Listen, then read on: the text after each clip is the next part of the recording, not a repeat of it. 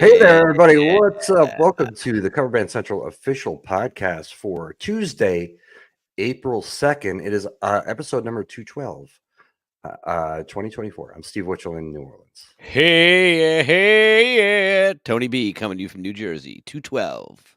Welcome, everybody. If you're watching live, come on in and say hello. Tell us where you're from. If you're listening on the podcast, thank you. 212. Yes, number 212. I was, just listening to the theme, and I discovered this thing. AI is all the rage, and it really is a rage.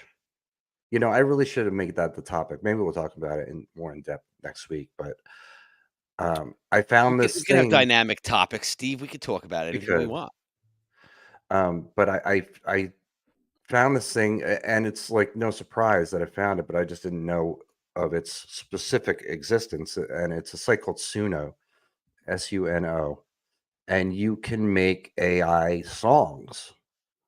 You pick, the type of style of music, and you can get very specific with it. I put in, like, for instance, one of my terms was slow ballad, piano, female vocal, and then you can make a title, so your theme, and then you can have it generate lyrics based on your title, and then you put it in to go, and it just takes a couple minutes, and then it gives you two songs that generally have two verses and a chorus. And some of them are very like, okay, this is not, it doesn't flow right. The meter of the vocals isn't really right, or the chorus isn't really like a chorus, like it's just, but some of them are good. Some of them are like, it sounds like a human. But what's the ballad about? Like, is it saying female vocal singing Well, with no, what I did was, piano? no. I made a title because I was like, all right, because I was thinking about the theme of this podcast that we do, that we've been doing for years. I was like, it'd be fun to maybe try to come up with a couple different cover band central type themes and have it write lyrics and see what it comes up with. So I did that. I did like a slow piano vocal, a ballad with a female vocal for Cover Band Central, and it About was cover bands. and it's so funny, the lyrics it comes up with, because it thinks it's trying to think of what Cover Band Central is, and trying to describe it in a song, and it's like, it's the place where we all come to rock. It's and it comes up with Every some, Tuesday at 7:00. no, but it doesn't 8 know o'clock it doesn't know about Eastern.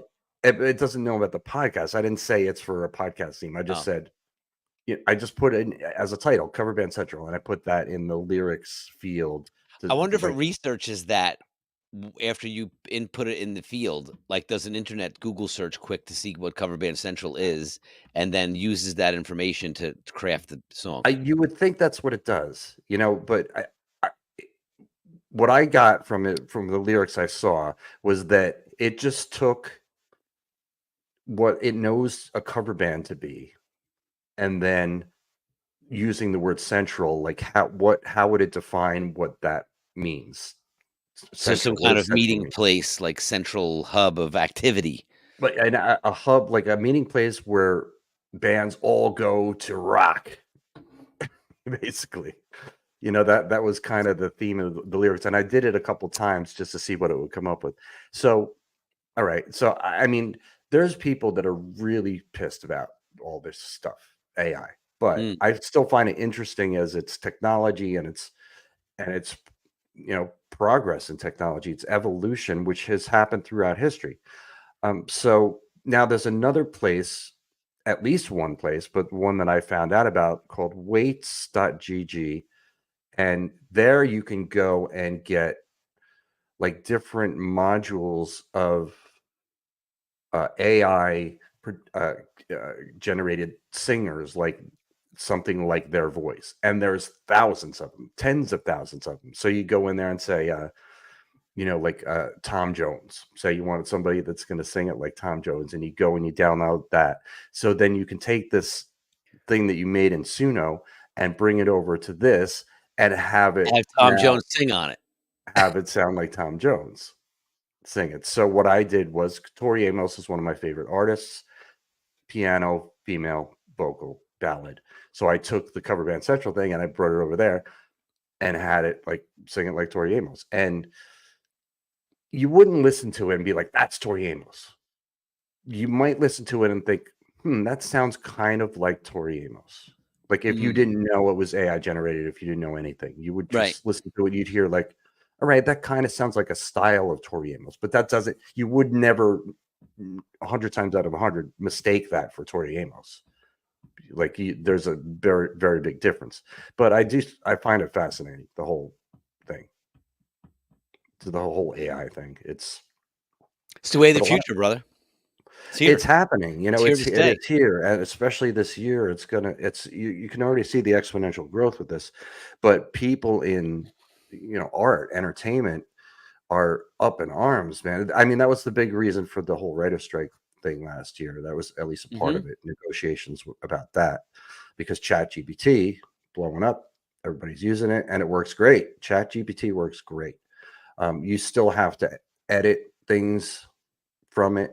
But if you want to generate some long thing, you just go in and tell it to write it, and then it writes it, and then you take it and you you make it your own. You can edit at you will, but it's the framework of it at least, and it's Imagine all the fun kids in school are gonna have writing oh papers. man, yeah. Like your kids are too. Are any of your kids still in college?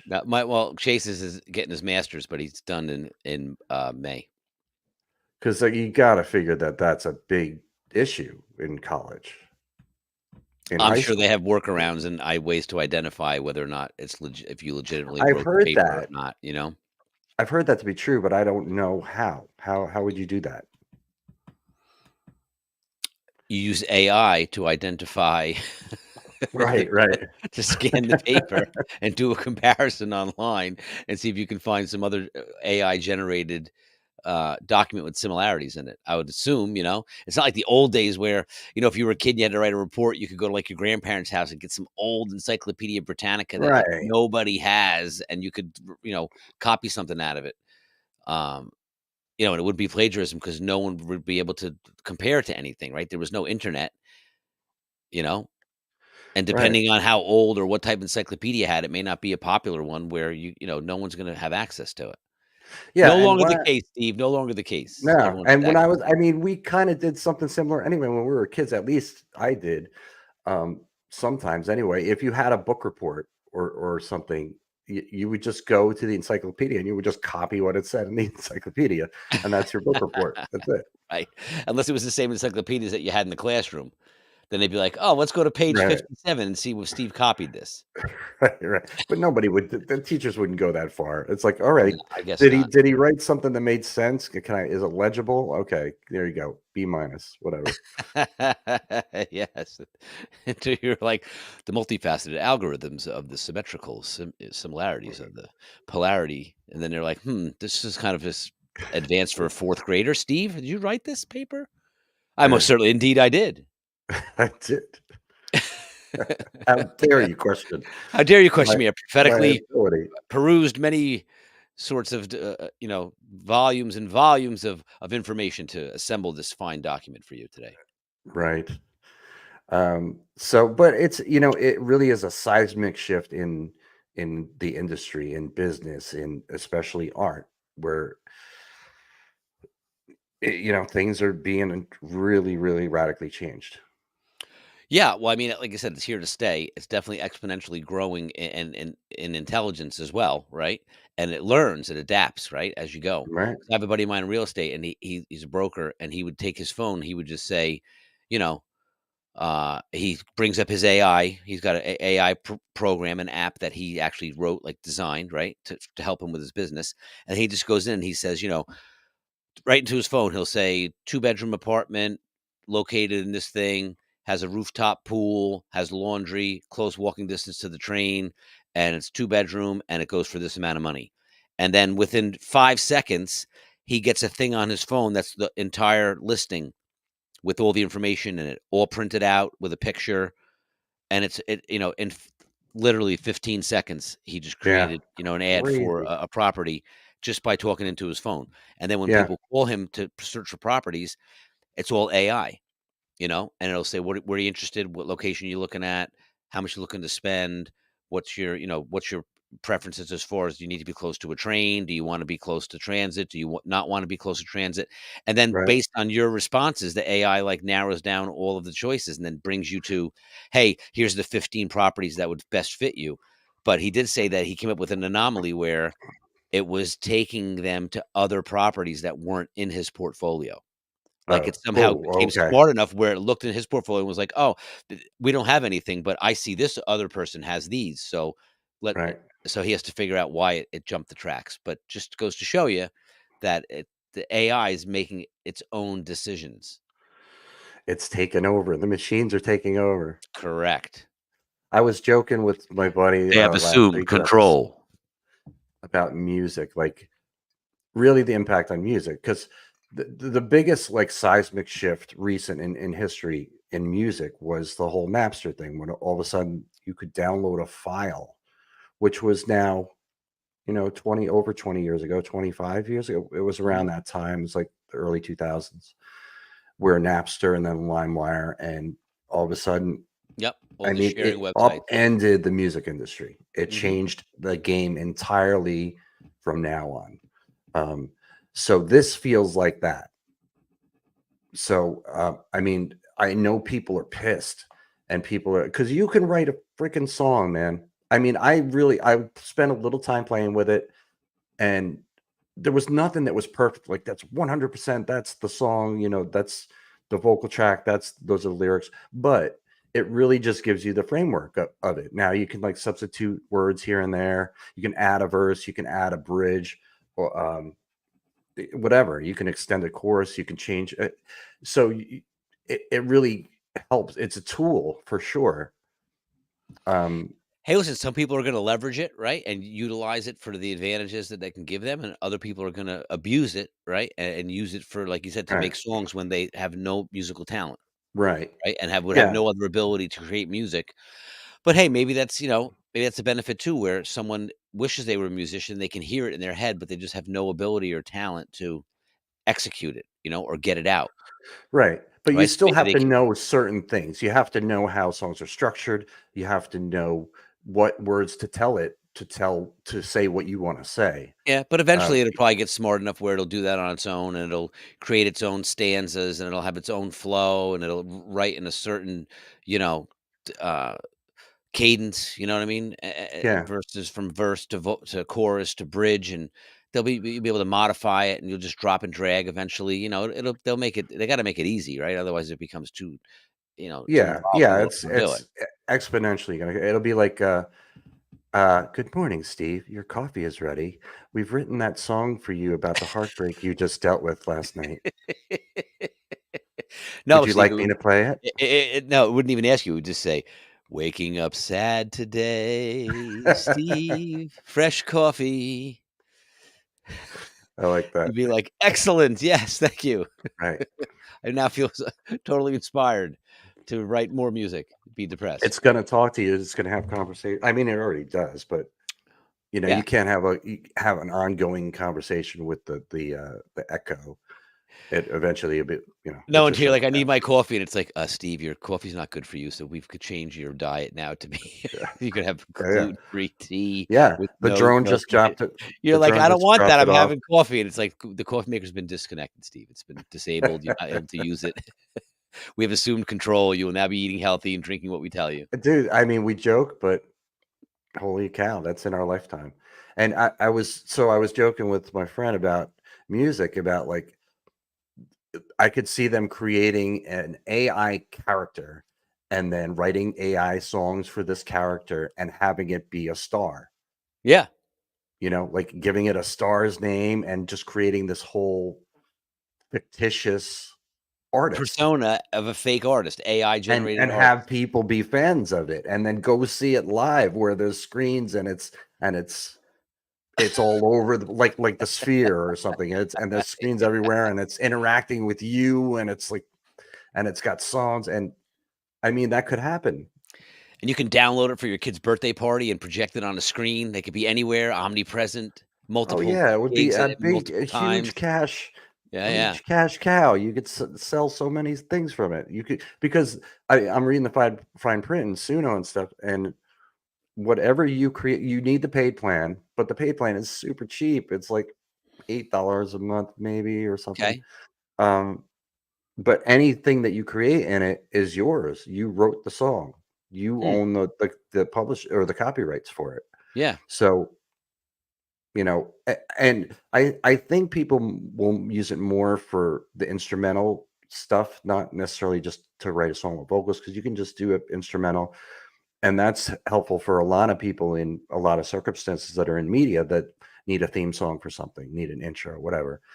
Super easy to go in there and just like write me a 12-bar blues upbeat with with Yeah, but now these media companies say, saxophone. "Hey, I'm gonna hire Steve to write me a jingle," right? And then produce it all and send it to me. Now let's say I'm gonna hire Steve to write me an AI song because Yeah, he knows all the ins and outs, he and it'll knows be a how to lot do it. Yeah, knows how to yeah, do it. It'll get it done quick. And Steve, here's what I need. And it'll come to that where they'll email you something and say, I need this for this type of show, this type of emotion, with this type of cadence or tempo. And it has to, female vocal or instrumental. It should have these type of instruments in it. And then you'll just go and create that and it'll automatically populate.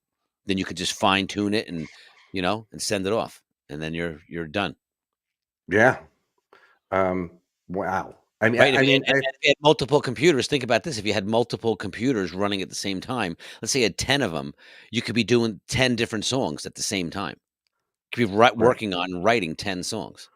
Hey, we have a visitor. Somebody's talking to us. What's up, Lee? Tuning in from South Carolina, Lee Napier. Anybody else that's watching live, feel free to say hello so we know we're Mhm. not alone here. I see there's people watching though. Yeah, it's really amazing. It's just amazing to see it and happen. And I think people again are upset about it. There's people that like have lost work out of it, and know other people that are losing work, especially Sure. graphic artists and stuff like that. Yeah, Um, it's so real. so it's real, but and I could see it affecting my life in ways, musically, but I see it as a tool as well. And I also know that you cannot resist what is. This is what's happening. It's here. Whether you like it or not, you have to accept Mhm. that it is a thing. So Yeah, you could you be upset about it and bummed out and angry, but it's not gonna change it, yeah, right? it's not going to change that it's there. Point It's you not going to gotta stop people from using it. right, you gotta But realize that it's here to stay. it's here. I mean, it's a unstoppable train at this point. Um, just like the Napster thing, it created a revolution with downloading files. It changed the entire game of the music industry. So Yeah, but then, like you said, then it adapts, right? It changes, and then it becomes something else. Now it becomes a yeah, subscription based, Apple Music or something, right? Where now you have access to the music, but you have, there's so many places you can get music if you think about it nowadays, right? You can get it from YouTube, you can get it from Apple Music, you can get it from everywhere. Google Yeah, Music, you can get it from Amazon Music. There's so many, anything, Spotify. There's so many platforms now that did not exist 20 years ago yeah. when Like I Napster and yeah, LimeWire were the only ones. right. I have four things within arm's length that I can use to listen to music right now. Mhm. In fact, I don't even need to touch anything. I could just listen to music, just speak it out.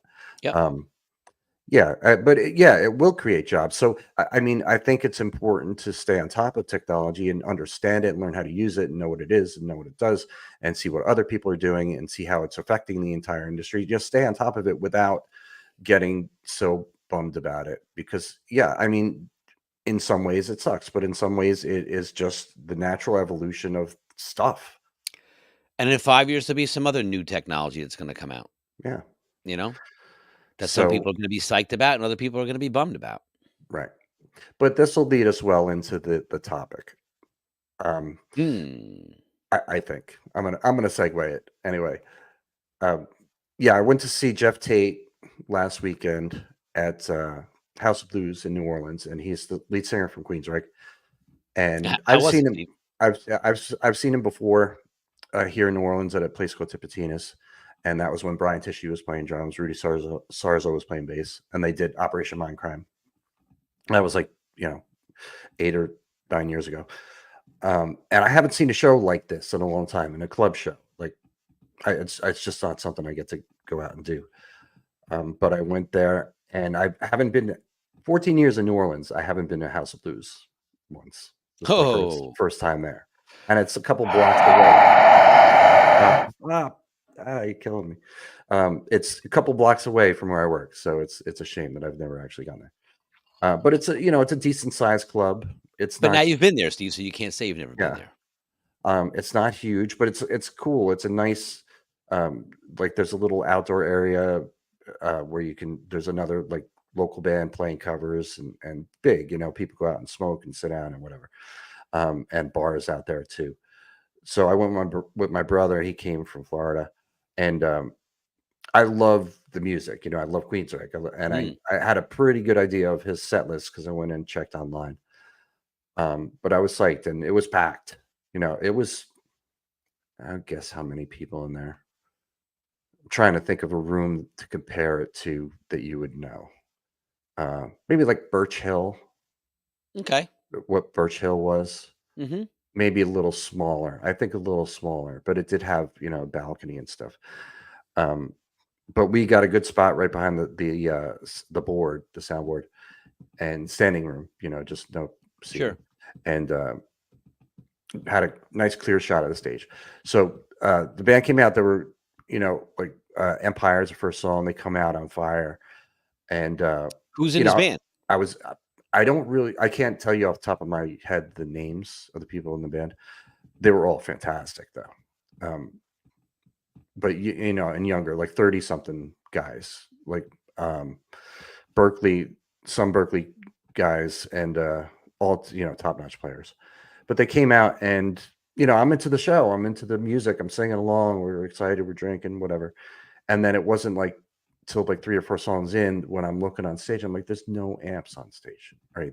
They're playing on like a silent stage or a quiet stage. And then I finally noticed, and you can't tell really from a distance, but the drummer's using electronic drums, and it's the cymbals. They still, like, kind of, when you hit them, they still look like they shake like a cymbal, so you don't really notice it from Well, the some guys play crowd. electronic kits with live cymbals too. Yeah, I don't think he had live cymbals. I mean, Hmm. I it didn't look like it. It kind of looked like it from the room when I was there, but then I watched some video back, and it was like, no, I don't think those are brass. They don't look like, you know. Um, but the sound was fantastic. And I remember you telling the story years ago about Muse when you went to see them, and that was the thing. They were like Sound like a nomads on record. stage. Yeah, Yeah. yeah, it sounded like you And, listen and to a CD with headphones on. yeah, and when you say that, like, people say, "Oh, that, that kills it. Doesn't make it sound like it's live." That's not what that means. It's saying it sounds like a record. It sounds like CD means you can pick every instrument out. It's mixed well. Like, Yes. it's you can hear everything clearly. That's what I think you mean. That's what I mean when I Yeah, it was say very much live, and it was a great performance, and it wasn't like note for note duplicate of the record like a robot would do it, but the sound quality is right. what I was referring to, Right. Philippines here watching. Thank you. Yeah, and Awesome. not and loud, but not overbearing, not like the Mm, the high highs that pierce your eardrums, and no feedback, obviously. And everything was, yeah, just start to finish, perfect sound. And nice. that's a big debate in CBC often about that, about people using tracks for one, and I'm guessing that they did have some tracks. They didn't have a keyboard player on stage. There were definitely some keyboards. They had 3 guitar players, um, and bass, drums, and Geoff Tate.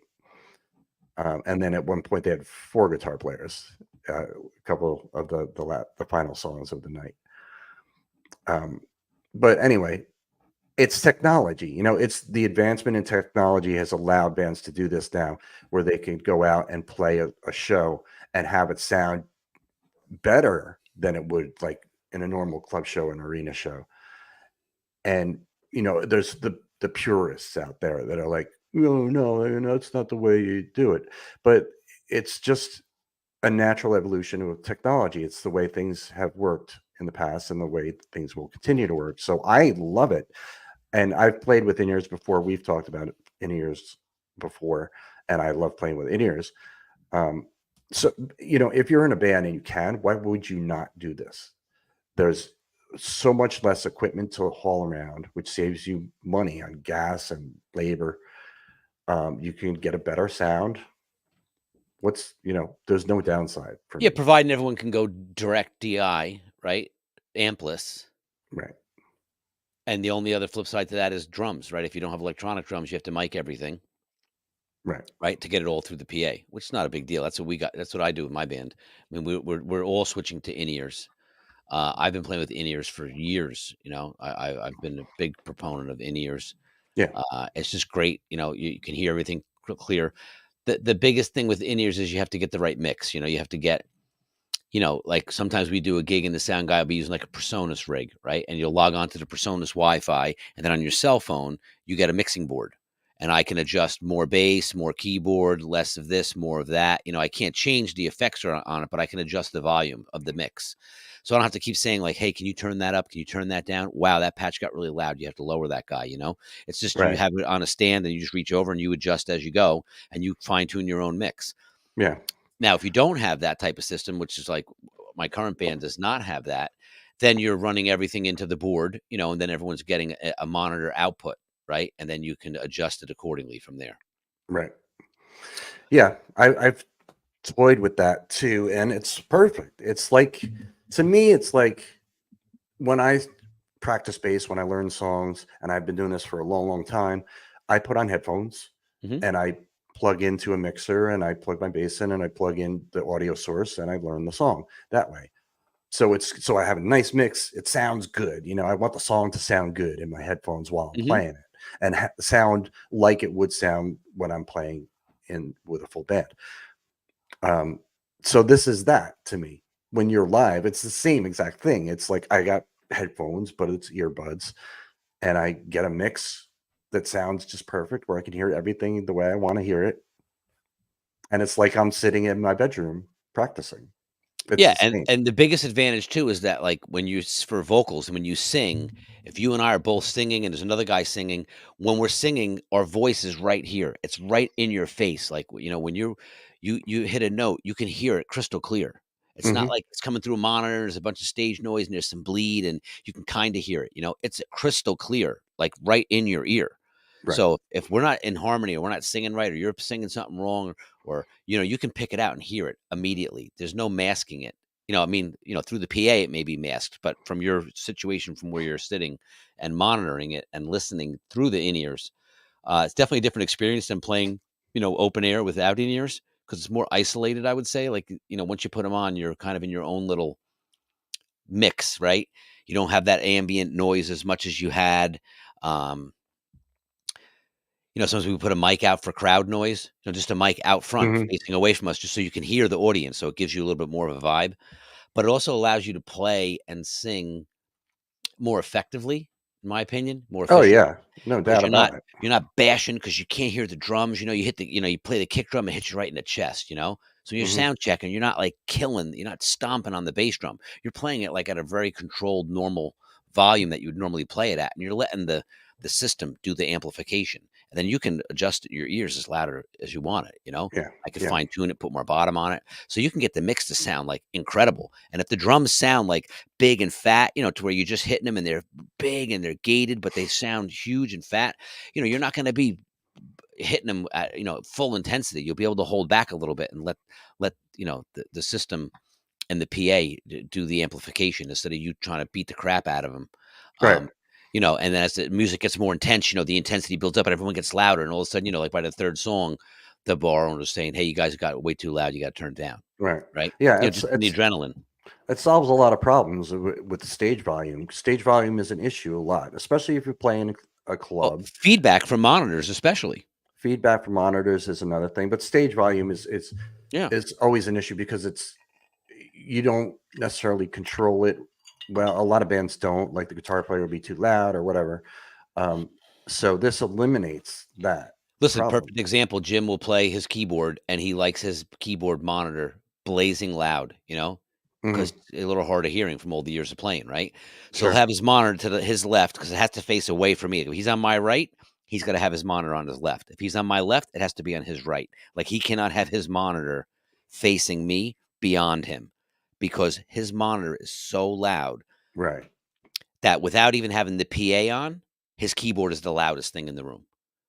Now Right. you go to in-ears and he loses that monitor, Right. it's dead silent, you know what I mean? And the mix is that much cleaner. And he can make it as loud as he wants in his in-ears, and he can hear himself crystal clear, and he doesn't have to Right. crank the thing up to 8 or 9 and blow everybody else off the stage because once everyone starts playing that's the other thing too, right? Like when you sound check and you go, "Check, check, hey, yeah, play your guitar, play drums, yeah. Oh, it sounds great. Vocals good? Yeah, you can hear the vocal out front? Yeah. Steve, you can hear my vocal in your monitor? Yeah, we're good. All right, let's sound check. Let's play a song. Right. Now you're playing a song, guy out front's like, can't hear the guy singing, vocals are gone, music's too loud. You're like, I can't hear my monitor anymore. You know, like once the conglomeration of noise comes together and all those frequencies get bundled, you know, into one mishmash on stage, you lose all that clarity. And now you're boosting things and lowering the music and trying to turn the vocal up, right? Yeah. So to your point, in-ears eliminate a lot of that.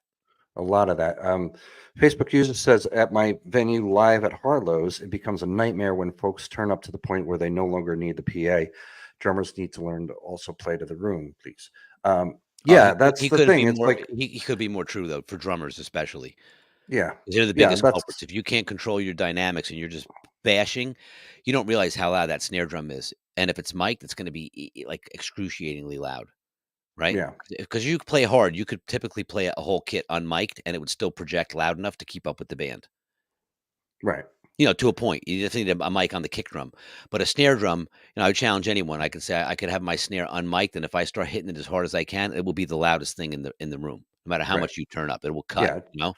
yeah. Eh, Drummers above everybody else on stage have control of their dynamics, but but guitar so players, few do that though, Steve, as right? I'm getting at. They just bash and play so hard, and they don't Yeah, realize that there you go. their volume is overpowering everything, you know? Yeah, he said the snare was 110 decibels in a small room. Yeah, Wow. that's excruciating. Yeah.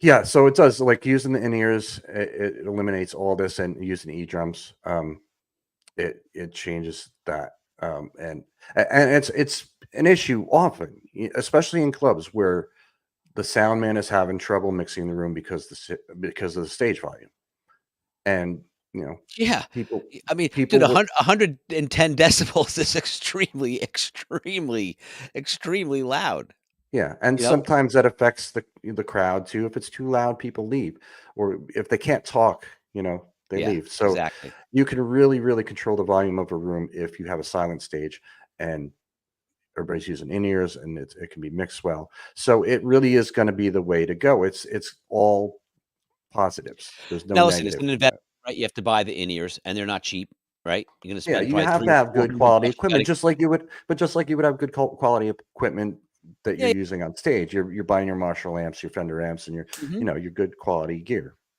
It's understood, but just like you quality said, gear. for a quality monitor that you would spend for a JBL or, uh uh, QSC or any quality floor wedge monitor you're gonna spend, you're gonna spend about the same for in-ears. Then you get the little pack, if they have the little belt pack, right? So you can adjust your volume accordingly, Mhm. and then you just plug into the board and you're good to go. Right.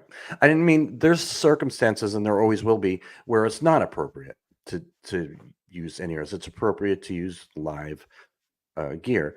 Um, I would say mine at Bourbon Bandstand is an example because of the way the room is configured. People come in on stage right, stage left. So you walk in, and if there was, I don't know. See, maybe if they had speakers facing out, though, it still might work in that room. But you guys currently don't use in-ears. No, not a bandstand. No, Mm, we had to for a while years ago. There was a sound ordinance in town. Somebody with money complained to a politician, and then we had to for about a year. We were required no amps on stage. We had hmm. to use in-ears, but the drummer still had an acoustic kit with cymbals and everything. Mhm. But again, if you can control yourself dynamically, you can make that work, you know? Yeah, but like you said, a lot of them don't. No, and they get lost in the moment, and you're just playing and you're having a great time, you don't realize how loud it is, you know? We Right. all do Yeah. that. If you're Building a song, drinking, something happens and you just, the song gets louder or it's a more aggressive song, you know what I mean? Right. It happens in my band every weekend. So Yeah. people get We try to drunker. be real cognizant of that, 100%. KS10's probably the best IEMs you'll ever buy for like $50, says Facebook user. Better than Shure 535s and my AM Pro X30s. Just get the updated cable. Really good for being so cheap. 5 drivers per side. Yeah, There you go. 5 drivers is good.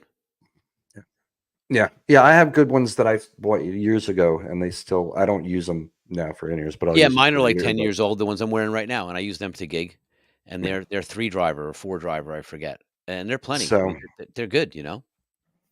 yeah, it's, accept it, just like embrace technology. It's eventually going to go this way more than not. Mhm. I'm sure it is on all the big tours. I'm Well, sure that's the way it is. hey, the other option, or plus to the equation is when you use in-ears, the fact that you can control the volume and they're sound isolating, right? So even though you have, like you Mhm, said, if you have a quiet stage, it's not really that important, right? But if you're still in an environment where you got a guitar amp, a bass amp, maybe the keyboard player has an amp, or there is still some acoustic amps or some kind of live projection or amplification happen on stage, mhm. you put your in-ears in, it does isolate a lot of that sound, right? Because I'll pull them out sometimes and it's like, wow, it's a lot louder, than you think it is. Oh, And that yeah. it gives you a good advantage too, because you can play, like you said, not so hard. It's plenty loud in your headphones. You're not getting fatigued. It's projecting plenty out front, and you're not getting that ear fatigue from all the stage monitors and the volume of the constant, just barrage of frequencies in your face the whole night. Yep.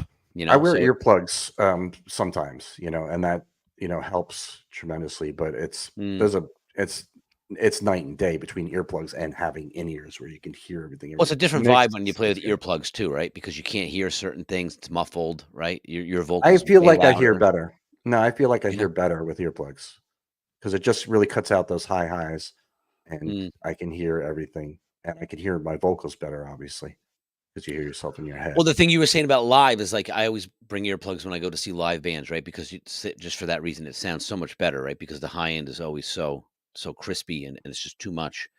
Yeah. But to your point about like it sounding like a record or having a really good mix, there's nothing worse than like you going to see a band and like the kick drum is just the loudest thing on earth, right? And it's just Mhm. shaking every time you're hitting it, or the bass is too loud. Anything. Just Yeah, anything that's out of whack or just too much, or like you said, a snare. The guy's a really hard hitter. The snare might just be too much. hey. Yeah. Yeah, Hey, yeah, anything that's too loud, it takes you out of the song, and if you're mhm, watching, you're listening, it takes you out because it's like it's annoying. Kick drum too loud, guitar too loud, bass too loud, whatever. yep, Having a good mix is essential, and this is a way easier way to get a good mix. But you told me a couple weeks ago that you saw King's X recently, and yes, they are coming to New Orleans next month, and they hadn't had this scheduled, and they just added this, so I'm going to go nice. see him next month. Yeah, definitely go check them out. They're really good.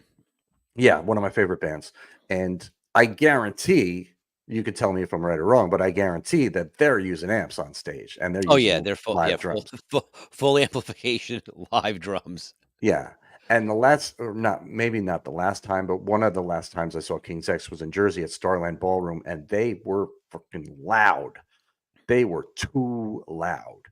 And Yeah, when I just saw them recently, they weren't too loud. They started off very loud, but then they got dialed in once they got a couple of songs into the set. Earplugs yeah, definitely helped, but they were on the louder side. Not so much loud like blowing you out of your seat loud, but like more like a very gritty, abrasive high end. You know what I mean? Like just too much, you know? right. Like the But frequencies were kind of muddy as opposed to like we were talking about with Muse when I saw them. right. The frequencies were very well aligned this way. They weren't like coming at you this way. Everything had its own little spatial home, a little place to sit. So the snare wasn't in conflict with the guitar, which wasn't in conflict with the vocal, which wasn't in conflict with the bass drum or the bass guitar. Everything had its Mhm. own frequency range of where it lived. And that's what I think, is the hardest thing to achieve. The other thing we've just discovered with the in ears is that you really got to ring out your system. Like, you have to spend the time to go through and say, okay, hey, Steve, we're going to get you your mix. Once your mix is where you want it, we'll keep playing. And then, if it changes, we'll adjust it. Then, hey, Tony, we'll do your mix. Hey, we'll do your mix. We'll do your mix. And once everyone has their mix up and then you start playing through the system, you really need like someone out front who's educated in sound, or is a sound guy, or a sound man, or a friend of yours that does sound, someone to say like, okay, let's EQ the keyboard a little bit. Let's EQ the vocal. Steve's vocal needs a little bit of EQ here. You need a little more high end. He needs a little more mid. You want a little more bottom on yours, and really fine tune it. Because it does, all those little subtle differences make a big difference in how it sounds out front, but it also makes a big difference in how the band itself sounds, like how you tune. If I'm a drummer and I tune everything wide open, so my toms are really big and boomy and ringy, and my snares are wailing crack to it, it may sound great when you're just sitting there playing it, but once you get into a band environment, it's going to be way too much. Yeah. That ringing of that snare drum is going to, the ring of that tom is going to, sympathetically be underneath other things after you've hit it. So you've already moved on through the fill, and that tom is still ringing, a bar later, unbeknownst to you, just because it has presence, because it's vibrating. And, when you have a whole drum set doing that, it's adding all this kind of frequency into the mix, right? So it's just Oh, yeah. making mud. So I've always been very cognizant to tune everything very crisp and tonal. So it's doom, but it's just like that. It's not like doom. Right. It's just doom, short, cuts off, got a little mute on it. It's in and it's out. So when you do a run down the toms, it's do do do do do do do do boom. But that's it.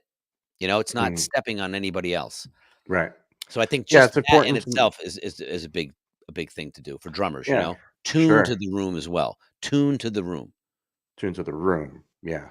That's not something I knew, not being a drummer. No, because if you're outdoors, sure, you could have more big, ringy, open, big, boomy drums, because if your drums are flat and thuddy, unless you have a huge PA to pump them, you're going to have no type of carry, on a big outdoor amphitheater, or you're playing, Right. something on a soundstage that's Right. outside, those drums are not going to carry, And that's what he had said. Facebook user said, Yeah, you need please, to play please the play room. to the room, play the room to the room. But that includes tuning to the room. So that's not something I knew, not being a drummer. Yeah, and I wouldn't That's necessarily say good. tuning to the room, Steve. It's more like dampening to the room, right? Like you may want Okay. your drums a little bit bigger and open and more ringy outdoors, because they'll project more, and the air, the sound just dissipates, right? When you hit the drums, they're gone, right? The snare will always carry, but the toms, if you have them tuned real dead and have a lot of dampening on them, they're not going to project at all. They're going to sound like paper bags, blip, blip, blip, blip. But in a Right. club where it's small and you have a PA, they're going to have punch and bottom, and you're going to feel it, It's Yeah. interesting too, because we're researching speakers, because we got to buy some new mains, and in doing some consultation with a buddy of mine who's a sound guy, he was explaining to us that depending on the type of driver in the speaker and the type of frequency range that's in the tweeter and the main speaker, they now make speakers that, we might have talked about this previously, that have like a 20-foot throw, and then they have speakers that have like a 60-foot throw. So he's saying, like, depending on the room you're playing in, most venues, the crowd is within 30 feet of the speakers. So you want all the throw within the first 30 feet. You want that Right. fullness of sound. But now you're at an outdoor gig and people are 50 or 100 feet away. And that 30-foot throw sounds like an AM radio. Like once you get away from the band, you're just going to hear snare drum cracking. You know what I mean? Because the rest of the Right. frequency is going to be lost. So he was Right. saying, it's also, as a sound guy, you need to understand how the speakers work and what their projection range is, because I then even hope you do if you're a sound guy. you should, but like I wasn't aware of that, but I'm not a sound guy. But at the Right. same time, it was good education to understand that, and also, the more higher end the speaker, the more revealing it is, the more adult you need to be with your sound, right? So if you're an amateur sound guy and you have a mid-range pair of speakers, they're kind of forgiving, right? And the sins of your lack of knowledge of how to mix the band can be somewhat masked, and you can still get a decent sound out of it. But now you buy a high-end, speaker system that's fully revealed. You really need to, be a master of EQ, Yeah. because now, like he was saying, the EQ may have, let's say, 20 bands in one, but now you go to a higher end speaker and internally it has 50 bands now, right? Yeah. So it's more revealing. So you need Yeah. to be more, astute with how you're mixing it. Right. So it's not always like the most expensive speaker is better if you don't know how to use it, or if it's for the wrong application. Right. So that's Yeah. interesting tidbit of info. Know your gear. Deborah Lee Ryan said, "Hey, Stephen Tony, I cleared up my Facebook stream and now I can finally see your posts. Cheers in Australia." Excellent, Deb. Welcome from Australia. And Haley said Welcome. she thinks rock and metal music is the best music genre ever. Yeah, Some people think that. I like that. So yeah, I'm looking forward to seeing the difference, the comparison when I go see King's X of the sound in the room, and because they're gonna have live instruments or live drums and amps, and I like you. I bring earplugs as well to concerts because yeah. Nothing worse than you sit down and you're like, ah, forgot my earplugs. You have to like makeshift, toilet paper or Toilet paper or do something. something. Yeah. But it's like when you have them, it's like, oh, it's great. And then you don't realize that, like you said, then when you put them in, when you take them out, you're like, oh, I got to put them back in again. It becomes just Yeah. too high endy, Yeah, it's a huge difference. And I do it like playing live on weekends. I have my days where I don't wear them. I have my days where I wear them all day. I have my days where I kind of take them out here and there.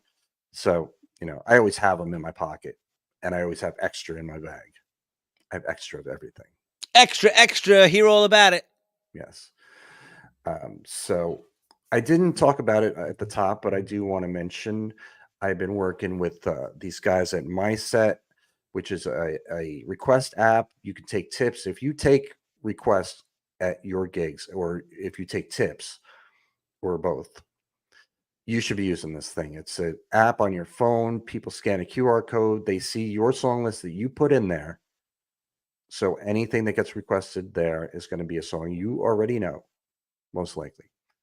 And they can tip you. There's interaction. You know their name now. It creates this whole fun vibe. I use it every weekend with my band.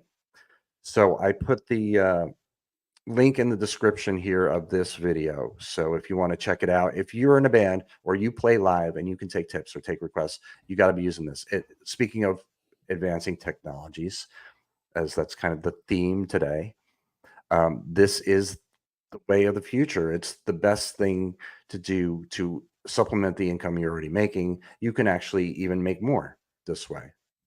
I've made over $12,000 for my band using this app. I use it every weekend. And so the link's in the description, but I got to put up the banner And too. thousands of friends.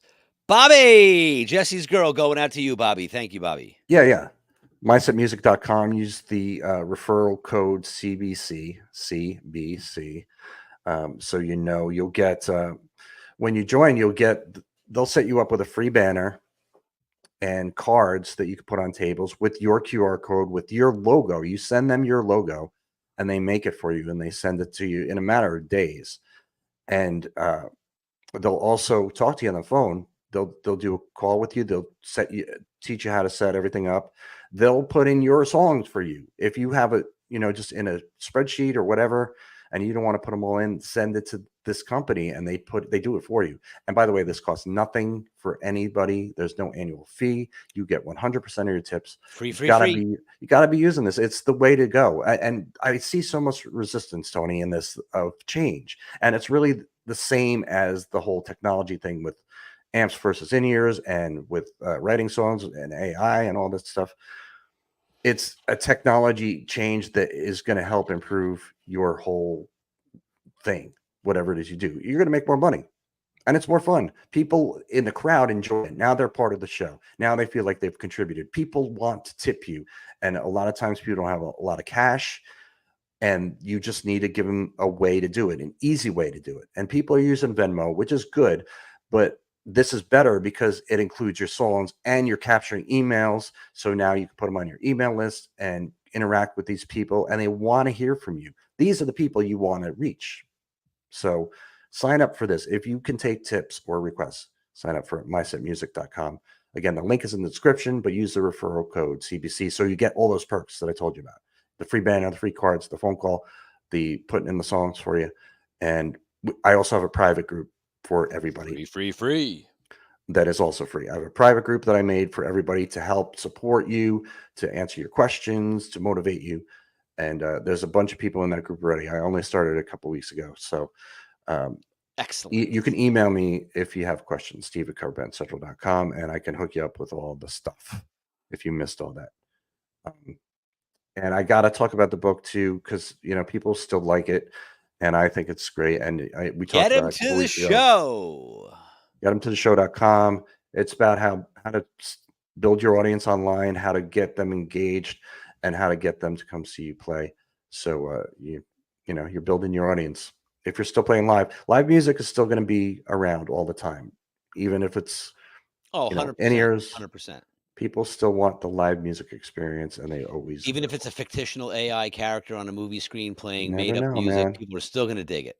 You never know. It could happen. Maybe not as much as a live band, but close. I kind of picture it like the Barbie crowd. Those people that love the Barbie movie and stuff. Barbie isn't a real Barbie is a doll, but people still love the movie, and then there's songs from it. There's hit songs from the movie. Steve, do you know what this is? What? That is a word of some type. No. I don't know. No, it's your screen is blurry, and it has been for a while, so I don't know. Really? Yeah. Hang on. Let's check this out. It's not it's a streaming issue. It's a Wi-Fi issue. So you really can't see what this is then? I can see it looks like some sort of Sculpture, statue, black thing. So anybody watching, if you can tell me what this is, we'll give you a free gift. So you're not gonna tell me? I'll tell you at the end. All right. We'll wait a couple minutes, see if anyone else can guess it. It's kind of obscure, but not really. It And if almost you looks saw like it might be more like if it was like this. It might make more sense. Yeah, that doesn't help. Okay, I'll leave it there until the end of the show, and then I'll cue you. Okay. We've got 5 minutes left, Steve. So we got 5 minutes to win big prizes. We have as many minutes as Cover Band Central. If anybody listening to the audio podcast wants to know what Tony's talking about, you can watch the replay of this on the Cover Band Central Facebook page, in the Cover Band Central Facebook group, or on the Cover Band Central YouTube channel. Sorry, I forgot. But for those of you who aren't watching it but are listening, it is a black object. It is about a foot tall. It is like a twisted rectangle that emanates from the ground and protrudes towards the sky. Well, it looks kind of like that thing from a couple of years ago that was appearing in places, and people were saying it was during a COVID. What the hell was the name of that thing? I forgot. Elf on a Shelf? No. It was in public. And it was set up by something, but I don't know. I'm not familiar with what you're talking about, Steve. I don't remember what it was called. Anyway, I'll let you know before the end of the show, because I know you're very suspenseful. Yeah, that's okay. I'm over it already. Boo. Anyway, the conversation today got into the AI thing, and I'm glad we could talk about it more in the future. But somebody asked, any thoughts on the way AI will influence the lyrics of music in the future? And we kind of talked about it already, but I think, you get an idea, you get a topic, you can go to this site, Suno, and just put in that topic and make it the song title. Write you a song. And it'll write you a song. Now, you're not necessarily going to use those exact lyrics, but it will give you an idea. You might say like gray fluffy squirrel in heavy metal genre. You might get a heavy metal gray squirrel song. Yeah, but you would still probably end up changing some words. So, like, my experience so far with AI, and that's doing images and using ChatGPT basically, and now playing with this music thing entirely. There's nothing that I didn't have to change something about it if I wanted to use it for anything. So like images,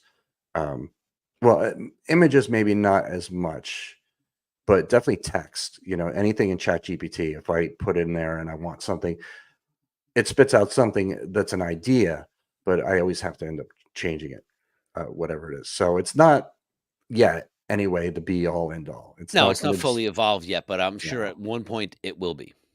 Yeah, I believe so.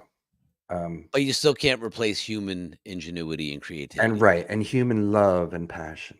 Emotion, correct. AI cannot feel emotion yet. It can simulate emotion. Like if you listen to the vocals on the Suno on the music creator, it does sound, it has vocal inflections where it's emotional. It knows how to create that, to mimic that, which is, very interesting. Interesting and scary and whatever. All right. CoverBandCentral.com is where you can go and check out everything about Cover Band Central. Links to all the previous podcasts, all our socials, articles. I did one for April Fool's Day. So if you missed that one, it's on the Nice. site. That was yesterday. And what else? Geez, I went to the wrong screen. Okay. I already said Steve at CumberlandCentral.com, so you can reach me or Tony. My Set Music. Go get your tips, make your money. Yeah. Buy the book, get them to the show. To the show. And we'll see you next time.